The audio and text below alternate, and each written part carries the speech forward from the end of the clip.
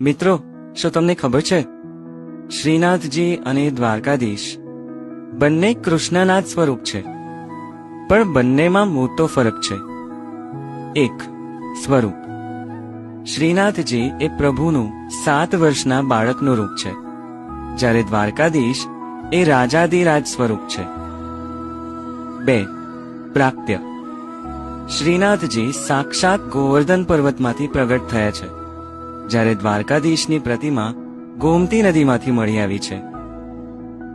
3, હાથ.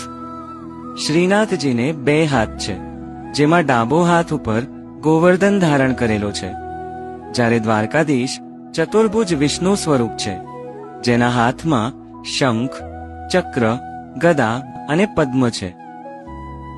4, પૂજા.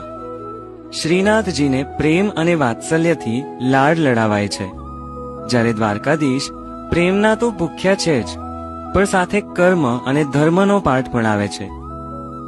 ખાસ વાત, શ્રીનાથજીની નજર નીચે છે, જે કહે છે મારા ચરણોમાં આવો, અને દ્વારકાધીશની આંખો અડધી ખુલ્લી છે, જે કહે છે તારું ધ્યાન રાખવા હું જાગું છું. છે તો બંને મારો વાલો શામળિયો જ. જય શ્રીનાથજી, જય દ્વારકાધીશ.